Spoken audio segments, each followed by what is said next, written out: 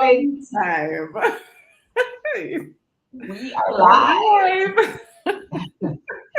Hi, Andrea. Hi, Janice. How are you, girl? I am great. What a way you look bright and pretty. That Of color is course. your color. Oh, thank you. Yeah, A little bit under the weather today, so you gotta spruce it up a little bit. there you go. Well, Yeah. mission accomplished. How are Mission. you, girl? I am good. Today was a very busy day, but I'm good. I'm feeling really energized, which is um a little unusual at 7 o'clock in the evening, but I'm feeling good. Today was Great. a great day. How about you? Um, um, I'm not bad. Today was a rough day. But concerning everything, I'm good. Yeah, yeah. Yeah. Yeah. And how was last week? Last week was testing. It was a testing week. Yes, it was a Um, testing week. you know, I mean, we always have to bear in mind that everything that we teach, everything that we share, we are tested on it ourselves.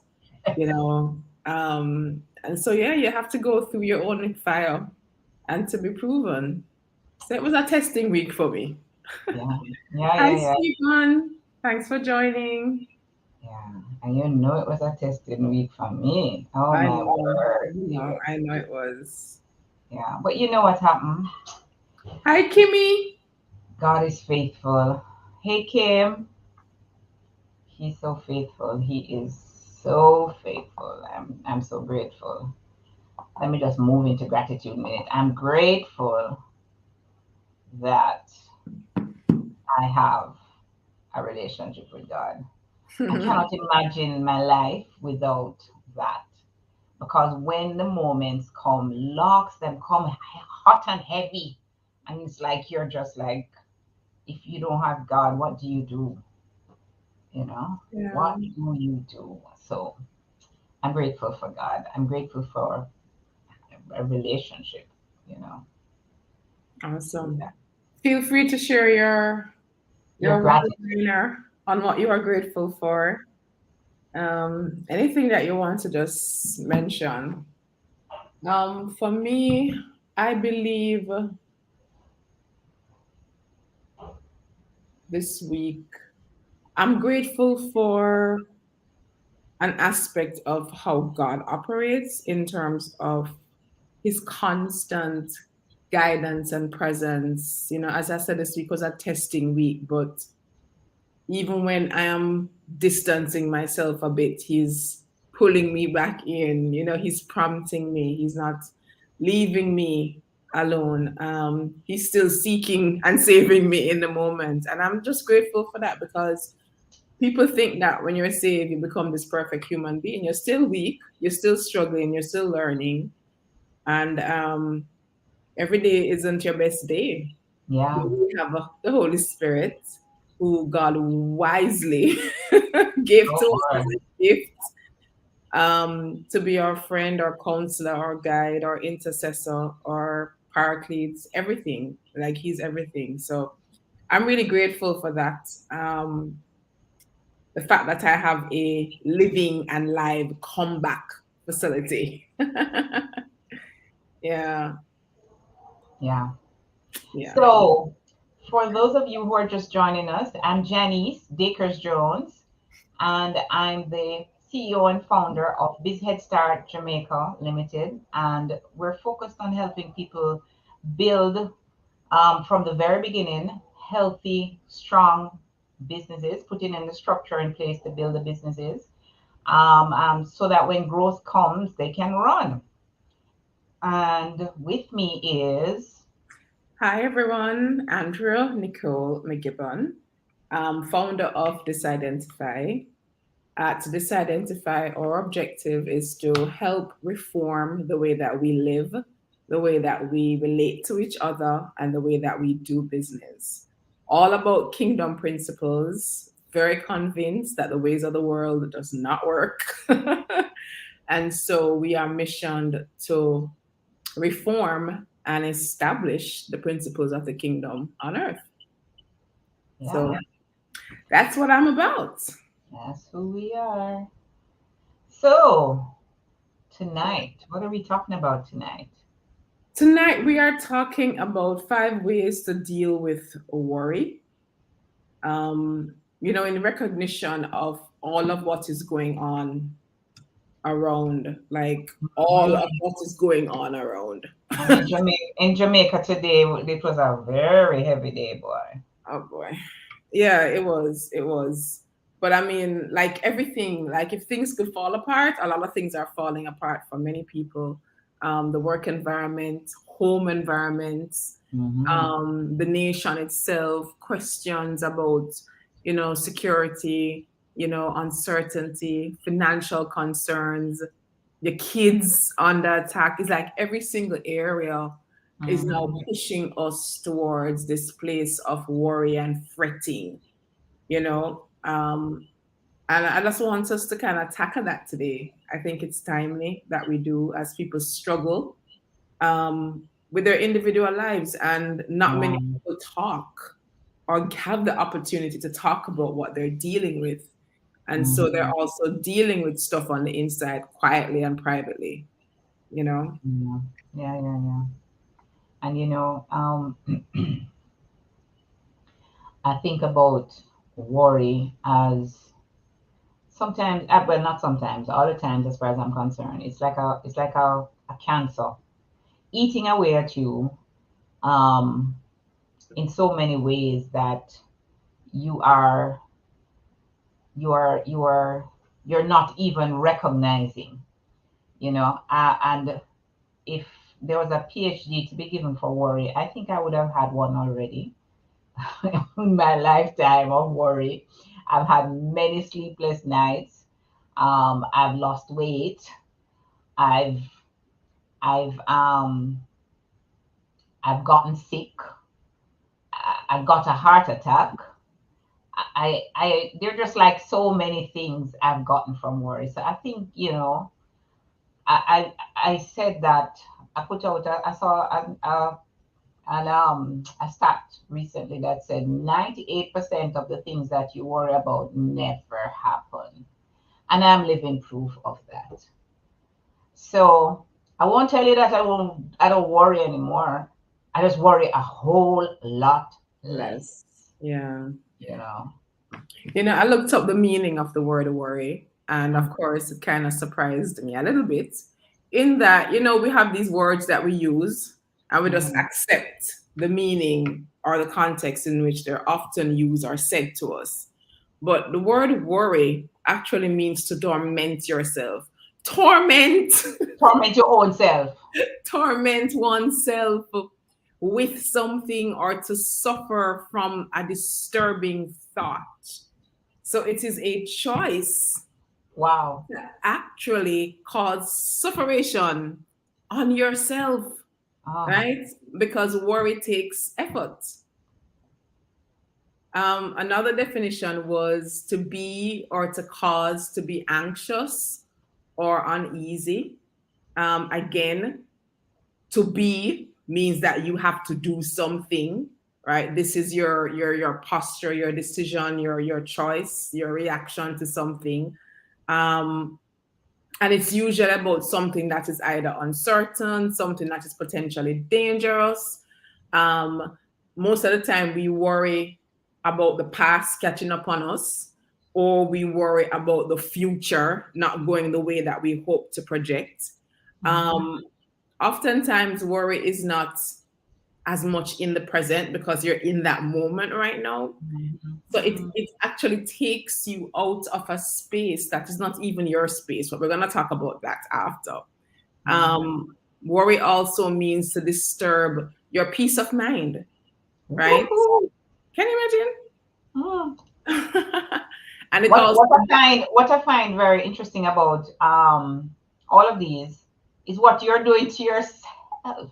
It's not like anybody else doing it to you, you know. When you said to torment yourself, to disturb your own peace of mind, worry is it's something that we're Struggle doing to ourselves. to struggle, and that was what was shocking when I looked at the meaning. I was like, you know what? I'm gonna start looking up every word now, and that's what stood out for me. I said, hold on, but worry is really, really a choice. So when the Bible was saying, do not worry about what you will eat, what you will drink, what you will wear, oftentimes I said to God, what do you mean don't worry? Isn't worry like the automatic response? Isn't that like second nature to us? So why are you saying don't worry? But now you understand, because worry is a choice. You actually have to make an effort to worry about something. It's a choice. Hey, Kadeen, welcome. Tell us some of the things you worry about, guys. What are some of the things you worry about? Yes, let's just call them out. What are some of the things you worry about? Wow. And if you're to think about, I remember I had a situation once, and let me tell you, I lost sleep for months over this thing. And when the thing that I was worrying about, God granted me such immense grace in the situation. I was just blown away. And I was like, I was so grateful to God. I was thanking him, and it's like him said to me, look how much sleep you lose. And Look how much it sleep don't you change lose. anything. And it never changed anything. It was God who changed the situation for me. Yeah, yeah, It was yeah, amazing. I mean, yeah. and you'd think, right, that after every episode that you said to yourself, I'm not going to worry again. Oh, please. It's kind of like an automatic thing that you have to catch it, because Yes, it's almost like we're programmed. That's one of the things that you do coming up, or you even see your parents doing, or you see other people doing, and you just think that it's something that you must do. right, right. you know Nature we nurture. have, yeah, and you say to yourself, well, that's something I do. I say, mommy worried about it. See, mommy worried about finances. I should be worried about it too. Mm-hmm, mm-hmm. Yeah, So yeah, yeah, some of the shares, Kadeen says, well, some of the things that we worry about: health, yeah. Hmm. security. Kim says work, And family. family. I mean, anything that we care about, anyone that we care about, but anything also that involves what we need. Hmm. And the interesting thing about it is that the word says that my God shall supply all our needs according to his riches in glory. And so you will see that God is saying, listen, I supply your need. But then we are wired and programmed to think, one, that we are the one who has to supply our needs. Hmm. And when our circumstances threaten our ability to supply that need, that's when the worry kicks in. Yeah. When my need is threatened, when my need is reduced, when somebody comes into the picture and takes my space, all of these things now begin to work you up, and that's when the struggle comes. But doesn't that take into consideration a level of control? Absolutely. Yeah, it's almost like it's a control thing. Here's God saying, listen, I take care of the birds, the flowers. I'm I your know heavenly not to father. like them. I'm your heavenly father. Why would I not take care of you? And Yeah. you say, Lord, I believe. But the minute we just take up and start to worry, and because we think it's something that we need to do. And I keep going back to something that we talk about all the time. It's being aware. It's being aware. I remember when I was a really chronic worrier, I would be lost in this thought of worry. Sometimes I lose a good 20-minute patch because I'm going through all the possible scenarios of what could happen, right? And um, not forgetting, right? So this is me. I'm going to church. I'm reading my Bible and da da da. But I'm still actively worried. And so, in another thing that comes to me is one is control, but two is unbelief. I have unbelief in my heart because if I read this Bible and I say I believe in God, but I don't believe that He says He'll supply all my needs. And at the same time, by the way, I'm pleading, God, please help me. Please help me. You know, it's just a kind of a weird dichotomy that, Yeah. And it's you know what, one of the things I've realized, Jan, is that even the concept of unbelief, it is a moment by moment thing. Mhm, Because when I think of unbelief, apart from the word on being not, mhm, it also means to undo. So mhm, sometimes you genuinely, at a stage and a point in time, believe what God says, and the mhm. hope is in your heart, and you leave and you're going with all of that, and then the things around you begin to shift. You know, just like Peter when he was walking on the water, he started walking on the water, but Mhm. then his attention turned to Yeah. the waves and the wind that was around him, and then he began to sink. And it's the same thing with us. We have our belief, we start out strong. Today we're strong, and then tomorrow something happens and it just throws us totally out. And then we go in a state of unbelief because we've literally undone our belief and replaced it with With another fear. belief. You know, we've now decided to say, oh my God, I am in trouble. Oh my God, I am going to lose. I am going to die. This is going to mash up. You know, I am not going to have food. I'm going to starve. And then we start believing something else. And so, once you can't believe two things, contrary And, things at the same time. So mhm. in that moment, you move into a state of unbelief because you say, you know, God, I don't believe you, or God, I don't trust you to do this thing for me. And so therefore you say, you know what, I trust myself, come you know me. Mhm. Right. And then you end up now going back into this place of taking back control. Yeah. Kim says worry is taking our eyes off Jesus. It is. It is. It is. And Really. all that he is, whether it's Jesus, your imagery of him, Jesus the word, because he is the word, you know, he is the spirit, you know, in every form, literally taking your eyes and even your heart. Yeah. There's a thing about worry though that is very involved with um our feelings. Yeah. And it's almost like it plays on your every insecurity, everything you're unsure of just becomes magnified in that moment. So if you felt any way about anything, all of a sudden it comes into play, and it's almost like everything is conspiring against you to not believe. Yeah. And that's why you said initially this the importance, one of the most powerful things, and we've been saying it on this program, awareness. Yeah, Awareness, being yeah, aware. You being can't do aware of anything the about thoughts. something that you're not aware of. And Yeah. that's what it is. Being aware now is also recognizing that, listen, there are two minds working here. My feelings are what they are. My nature, based on how I've been nurtured and cultured all how much years of my life, that has not left me. And then now Mhm. here is a new culture, a new mind that has been introduced, a new way of living. You have Mhm. to navigate the space with both realities, right? And if Yeah. you're not aware, first of all, that there are two realities, You you can't already choose lose. not You to already believe. lose. Yeah, already lose. You've already And lost the game. yeah, and so the verse that comes to mind, it says that for a long time I said, God, I don't understand this enough. It says, be ye transformed by the renewing of your mind, right? And you can't renew your mind without being aware. You Yeah. just cannot.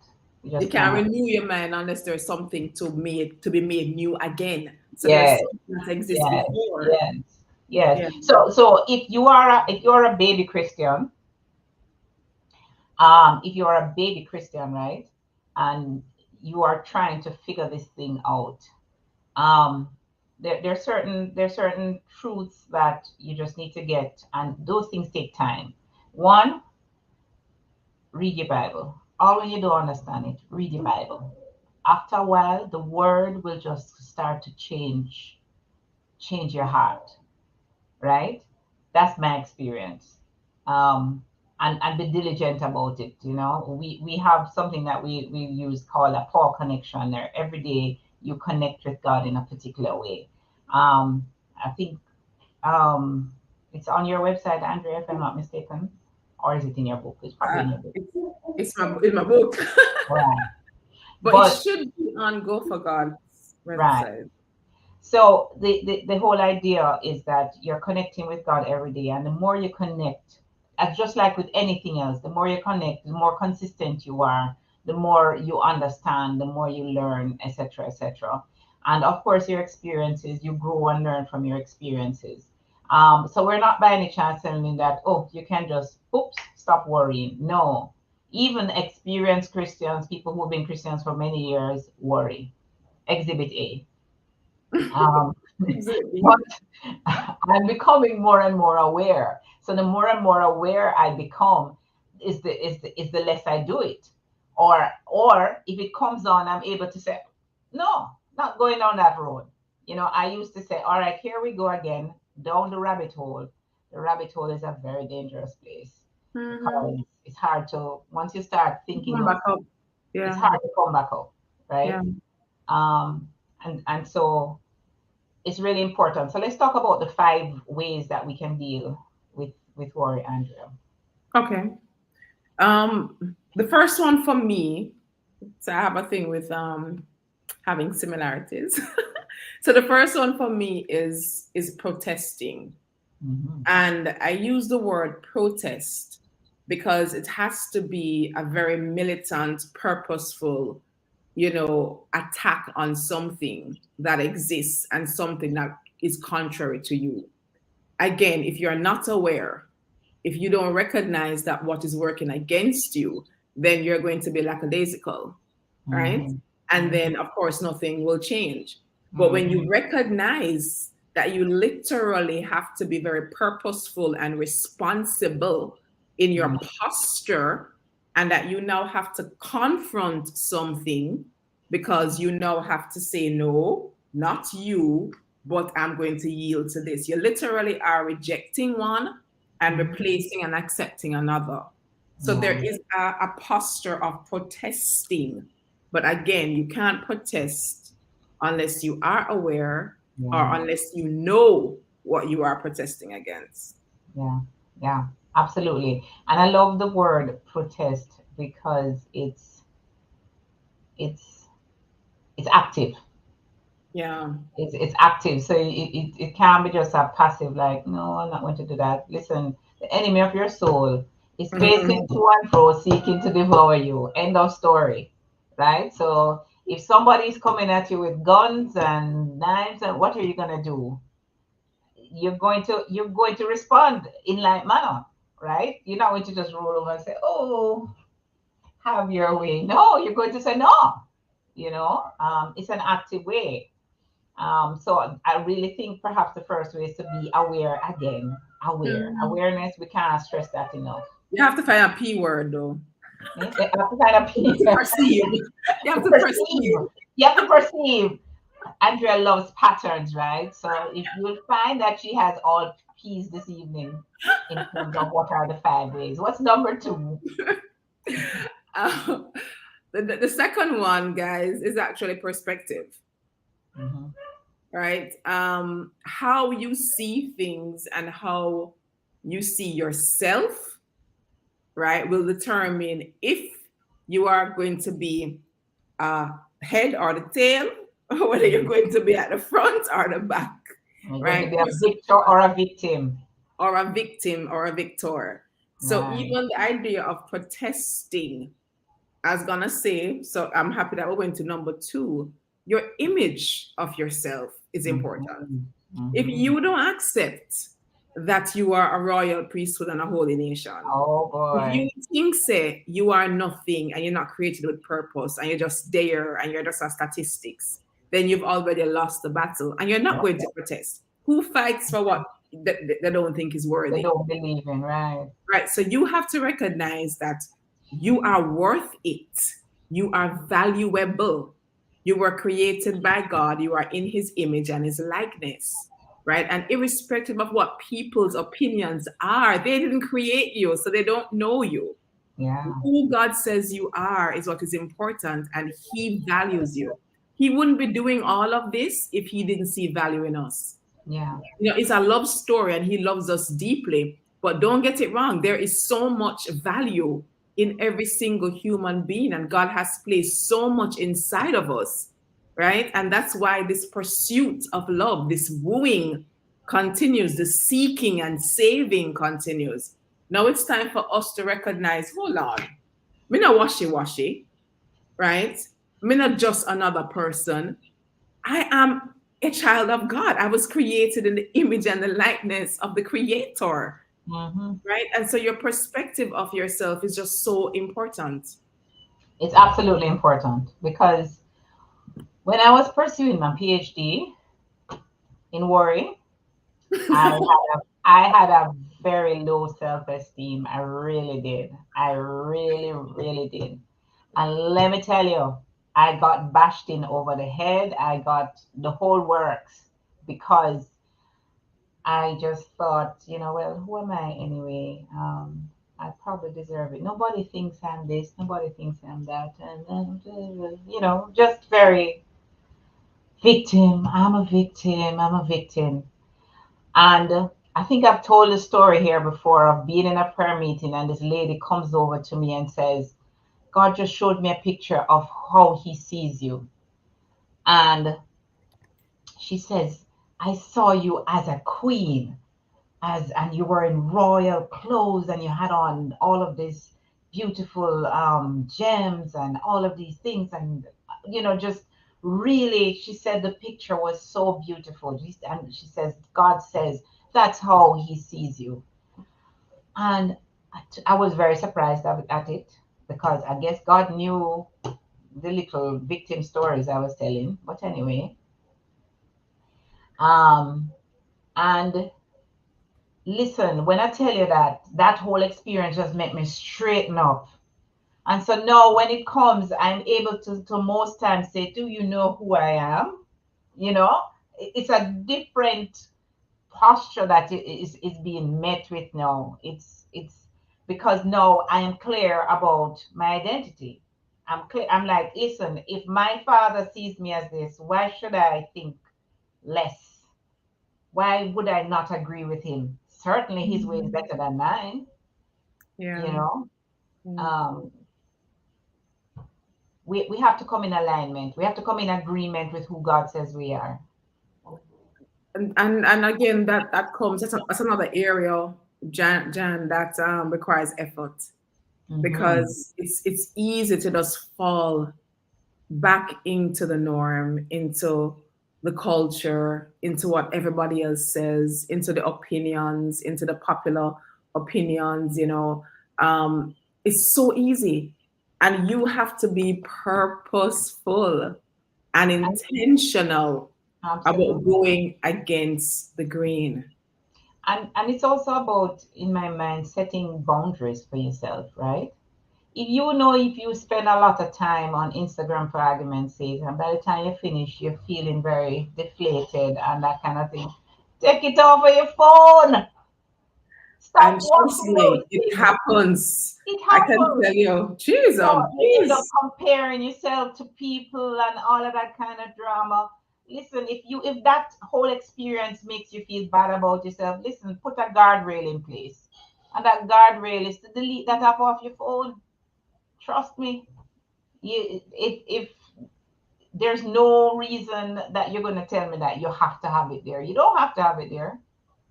You Yeah, really and don't. even for a season, because it may mean if you're intentionally working on, shaping your identity, building your confidence in Christ, then it may be okay. I'm gonna put Instagram down for a season. Yeah. until I am more mature to handle it and to deal with it. Right. Absolutely. What's our next point?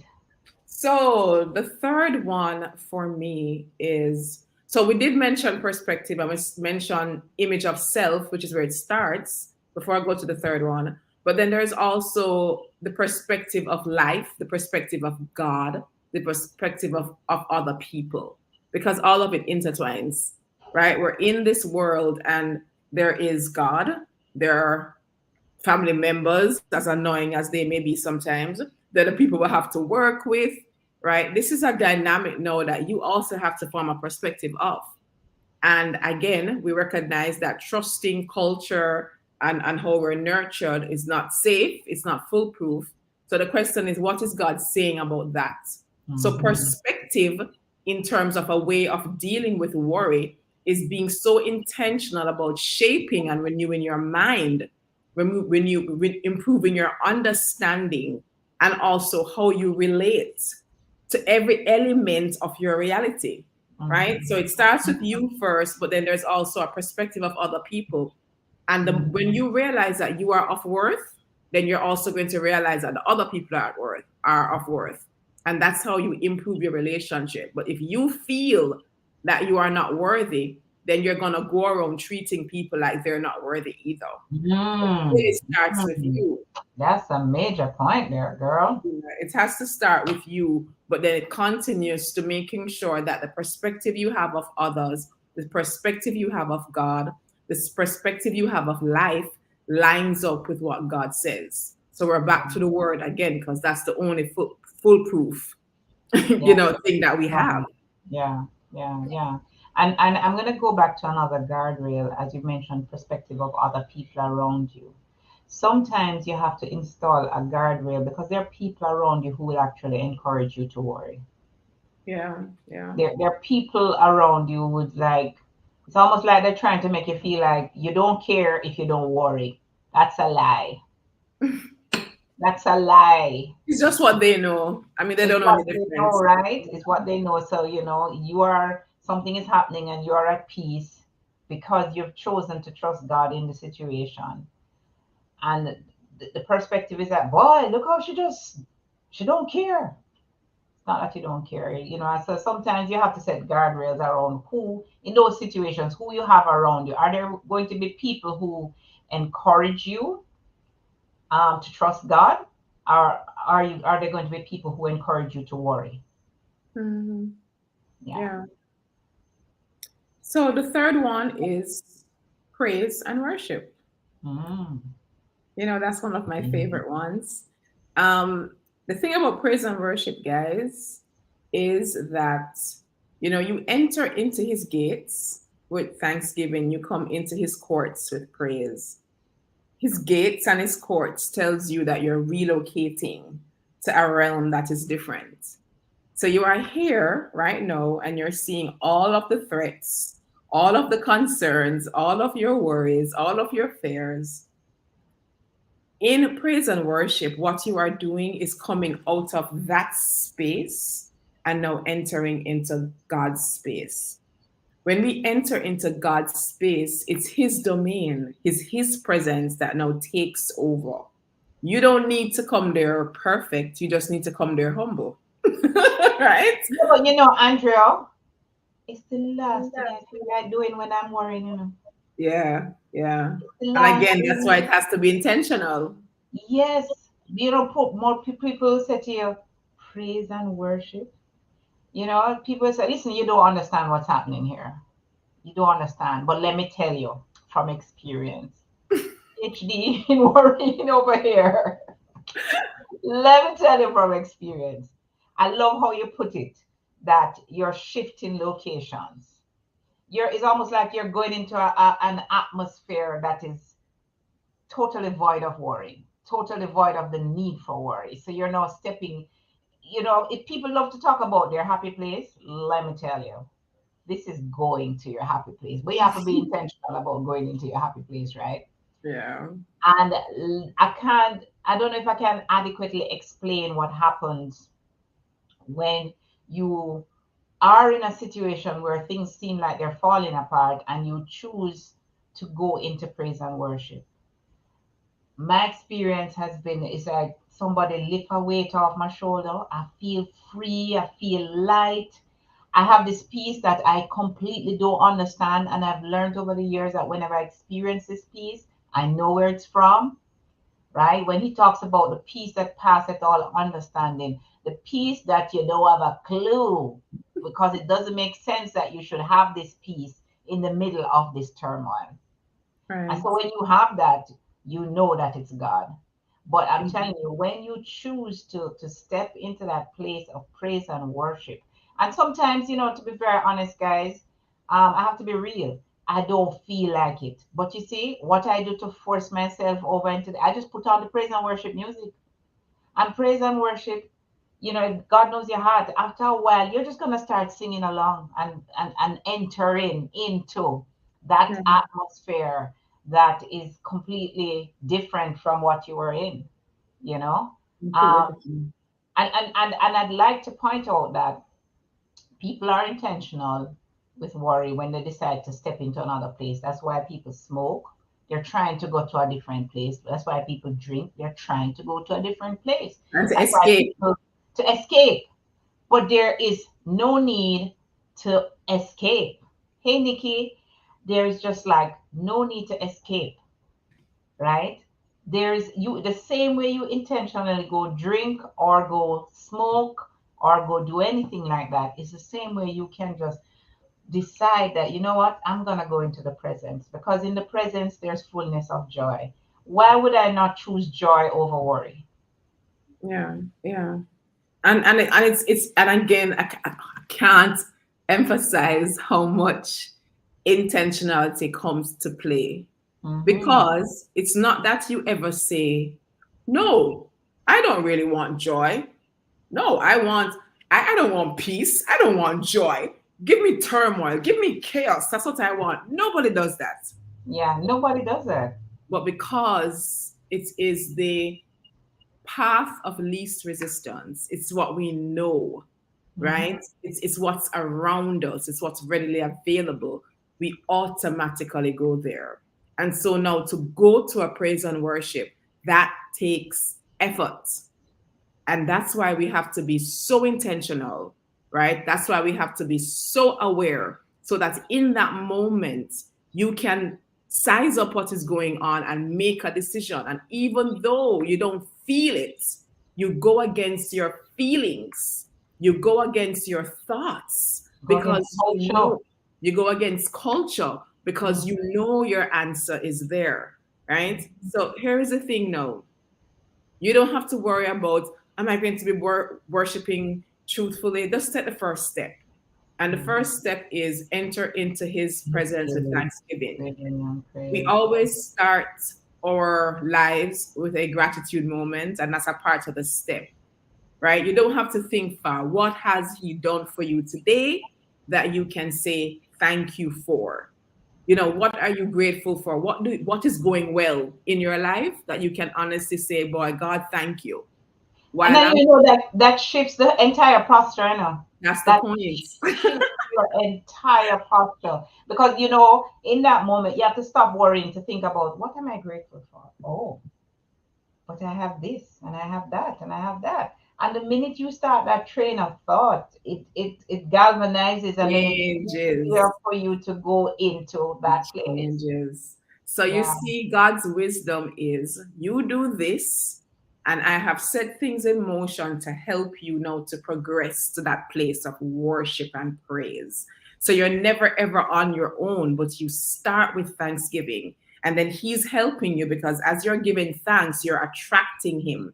You're attracting heaven towards you. And let me tell you, when you go into that space, I want you to just imagine this. You are going into a realm that you don't control, a realm that is different from the natural, a realm that don't have the crosses that we're trying to avoid, right? And you're going into his domain. As you Mhm. go with your humility and your desperation to say, God, I need your help, what happens is that heaven opens in your reality. So you're coming out of your reality, but you're also representing your reality at the same time. So you're going into God's space, and how God responds is that he comes down into your reality. So the very things that you are worried about, God is now working on your behalf when you are busy in praise and worship, or he will give you answers, and all of a sudden the burden is lifted and you're light and you can see things differently. You may come out and say, oh, I'll just be still, I'll just wait, or you may get a direct answer. Yeah. Anything is possible, but the point is praise and worship connects you to heaven. Yeah. It connects you to heaven. And So who wouldn't want to be connected to here? Yeah, who wouldn't want to be connected to heaven? Yeah. So the word says, draw near to me and I will draw near to you. Yeah. So you do the first drawing near by starting with thanksgiving. And God says, I will draw near to you. So you don't have to worry. He will come into your space. He will come into your life. He will come into your worry trigger. And all you're doing is praise and worship. Yeah. And praise and worship just disarms that whatever bomb you were worried about. It disarms it. Yeah. It completely disarms it. And there are so many things, so many things that could possibly happen and could go wrong. But there's nothing that surprises God. When the song that we used to sing as children was, he's got the whole world in his hands. In his hands. He has everything and everyone in his hands. And there are times things may happen. He may allow things to happen, but that does not make him not God, or that he's not in control, right? And so it's important that we look at what are the weapons, what are the tools I have that he has given me. And praise and worship is actually a weapon in the spirit. It is, and so he doesn't leave us. He says, my favorite verse, his divine power has given us everything that we need. Everything that we need. Given us, done. You have it. We already have it. Yeah. Sure. Yeah. What's the next one, Miss? So number 4, quite connected to this, is prayer. So prayer is a little bit different from, praise and worship. Prayer now is conversation with God. And prayer happens in that same space where, first of all, your posture changes. The fact that you're going to have a conversation and the fact that you're going to make a request, your posture changes in terms of that humility, right? You are recognizing that he is sovereign and he is able to make a difference in your life, and you're seeking his intervention. And so prayer comes with a posture of recognizing his supremacy, and also recognizing your need for him. But prayer is just conversation. Prayer is where you ask God questions. Prayer is where you make your petitions known. He says, ask, tell me what you want, tell me what your needs are. But prayer is also where you let the load go. It's the place where you let the load go. So as you make the request, you leave the request. That's the idea. So if you're trusting God and you're recognizing his sovereignty, in that posture of prayer, you're saying, this is what is worrying me. This is what is tormenting me right now, Lord. This is what I'm struggling with. It's making me anxious. It's making me uncertain. It's making me uneasy. I'm taking it to him as an offering, and I'm saying, God, please help me in this area. You got to leave it there. Because if you take it back up, then it's no longer with God. It's back on your head. And so the prayer is also the place of offloading, unloading what is worrying you and what is threatening to take away your peace. And I must point out here that there are some things that you're gonna have to put down daily because it's gonna threaten your peace every day. Daily you have to get and say, Lord, I'm putting this back down again. I'm putting it down and I'm putting it down until it's no more. Just Yeah. like I don't have it.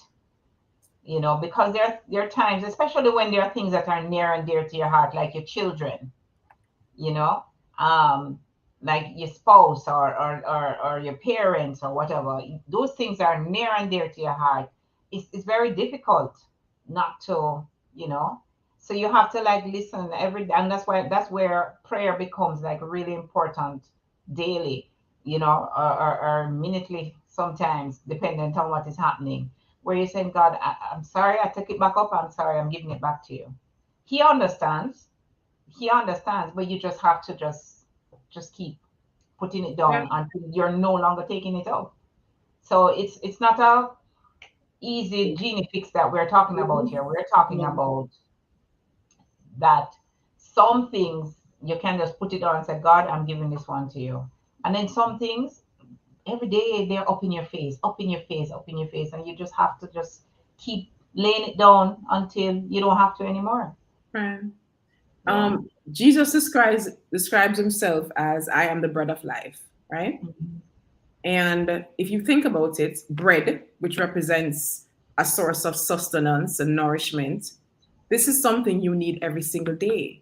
Yeah. So if you say to yourself, how often do I need bread? Most of us stand up 3 times a day, but at least one time a day, if you're not fasting, you want your bread. So it's the same thing. Everything Jesus, whether it's praise and worship, prayer, all of the reading your Bible, these are daily things that you have to do. It's literally just like manna. It's something that you have to do every single day to maintain yourself Mm, each day mm, to each day. If you stop, you are going to be malnourished. You're going to be weakened. You're not dead, but you can feel the difference when your consistency goes, right? When your devotion time begins to wane, when you don't worship as much, you can feel the difference. Just like when yeah, you don't eat, you get headaches, you yeah, feel nauseous, you feel weak, right? So everything is the same principle. If you want to be nourished, you have to maintain a good diet that is consistent and healthy. yeah. It's the same thing with our Absolutely. spiritual life. Absolutely. I love that analogy. Last one. You don't want to take the last one, that's your area. So the last one is being present. Ooh. That's for sure. Being present is very simply put, you're not living in the past, you're not living in the future, you are living in the now. And living in the now means that I deal with what's in front of me now. More often, I mean, when I think you had said it initially, that worry is usually about what happened in the past or what's to come. We're worried about what will happen. The truth is that we have no control over the future nor the past because it's done gone already. The only thing we have control over is now. What will my action be now? What will I choose to do now? So I'm having a problem with my child. What do I do now? Do I worry about it? Do I pray about it? Do I seek God's intervention? What do I do? Do I praise and worship? What do I do?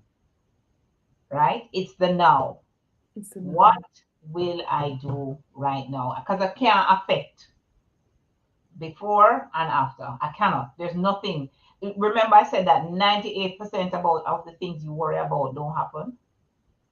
So it's almost like you're here wasting time, depleting your brain cells. And don't get me started on that one because it is scientifically proven that when you worry, you kill off your brain cells. Let me say that again. You are killing your brain cells when you worry. When we worry, we kill brain cells. The neurons, they just die. When you start to praise, when you start to live in hope and think positive thoughts, you grow new neurons. So if you spend a half of the day worrying, you've killed some cells up there, man. Yeah. You've Yeah. killed, you've reduced your capacity by worrying.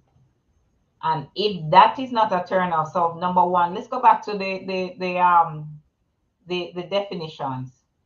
It's to torment yourself. So here you are tormenting yourself, and in the process, killing off brain cells. Suffering Suffering. You're from choosing, disturbing thoughts. yeah, from disturbing thoughts. And remember now, it's a choice. Believe you me, it's a choice. To It is a cause or be anxious to cause or be anxious. You had said about another very scary something. one. Huh? Eh? You To said disturb the peace of mind. yes, to disturb your peace of mind. Now, why would we want to do that? Let me tell you something, guys. Trap. Worry is a trap. It's a trap. It is That's a what trap. it is. It's a trap. But It's a just to trap. comment on the now, before we go into the general, um, the Bible says today is a day of salvation. Now is a time. Um, and I know a lot of us think it's talking about when you're saved, as a Christian, but it's when you're saved and also when you're being saved every single day. So salvation doesn't end. It's not Mhm. the same salvation, but salvation doesn't end. So right now you're worried about things that are not working or you fear will not work out. You're worried about things that scare you. You're worried about scarcity. You are worried about lack, all of those things. You're worried about not being loved, not being approved. You're worried about not leaving a legacy for your kids. You're worried about your security, all of those things that you worry about. And they matter to you. But Mhm. in the now, you need God's help. You need Him to save you from that worry that's tormenting and causing your brain cells to die and suffering and robbing your peace of mind. It's not easy for us to do it on our own. It's very, very hard. And so we need God to save us in that moment. And so when He Mhm. says now is the time of salvation, He's also talking about how do you access my help? If you're locked in the past, you can't Mhm. access His help. If Mhm. you're tripping over the future and going through what if scenarios and completing pictures that haven't even existed, and you're filling in gaps and you don't control time, right? You're not going to access God there either.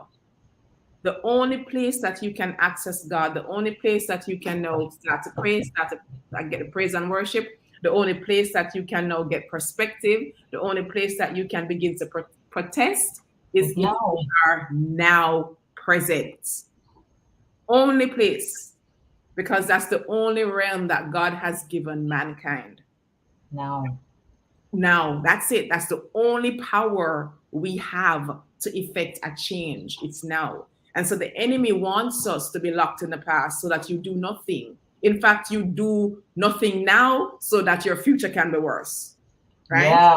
He wants you Yeah. to be locked in the future so that right now you spend the whole time worrying and your brain cells are dying. He's shifting you from your focus. You're not thinking about God and your life is just going downhill. That's the enemy's plan.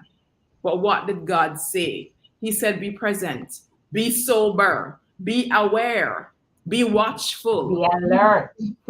be alert. He told us, He gave us all of these warnings so that we escape the trap that the enemy has set for us.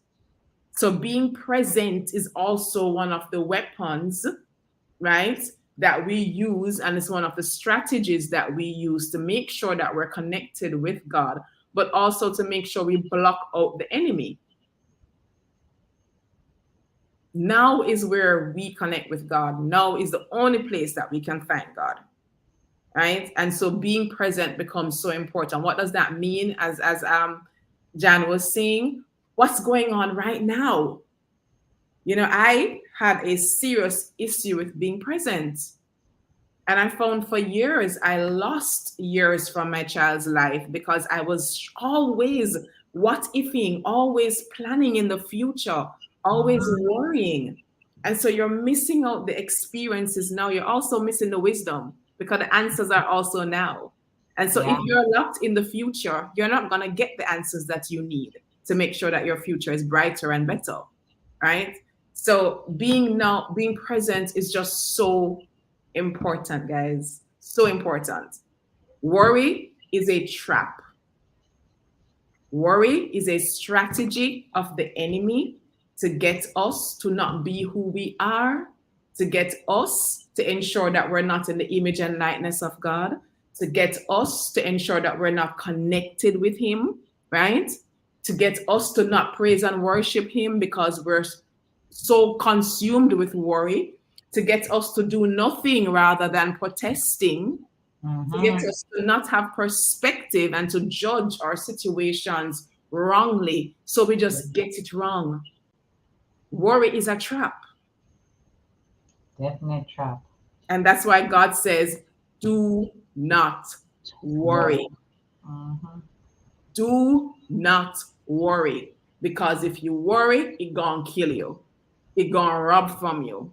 It's going to destroy you. Yep.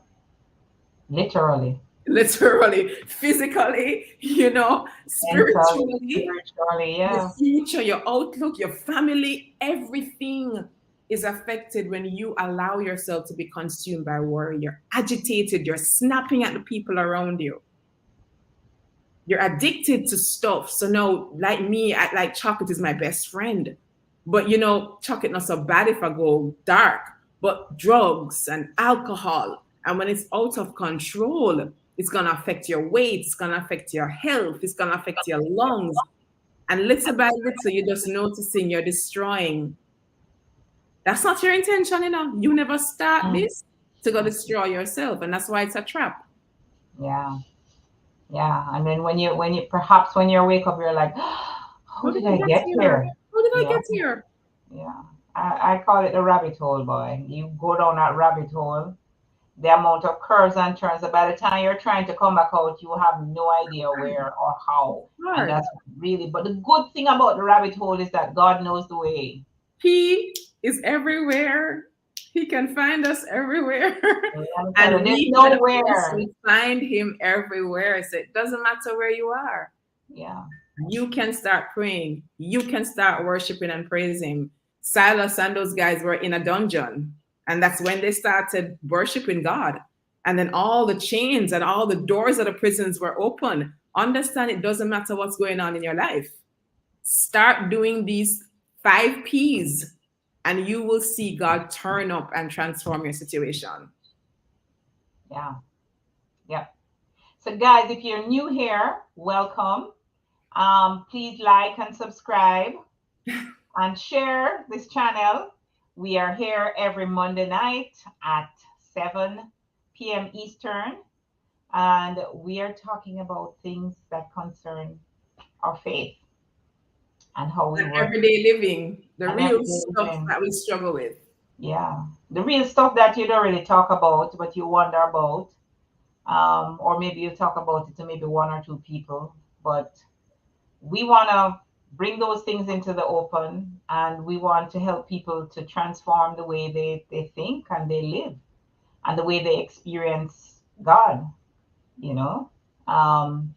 So thanks for joining us. And as usual, we look forward to your thoughts and your comments, and share this video with someone who you think can benefit from it. Yeah, especially someone who tends to be locked. Again, it's a rabbit hole. So once you start, it's kind of hard if you don't get an external assistance to help pull you up. And God is still there talking to you, but because you're so encircled with worry, you can't even hear Him, much less respond to Him. And so if you know someone who is suffering from that kind of torment, share it with them and even encourage them to get help, to get some kind of intervention, someone who can guide them at that point in time and help lead them to the Lord to get the help. Yeah, absolutely. Thanks for joining, guys. We hope you enjoyed the conversation. We did. Yes, we usually do. And if you have any questions, please shoot them at us. And if you have any topics that you want, would love to hear us discuss. Please don't be afraid to share. Okay. Okay, have a good All right, guys. evening. See you next week.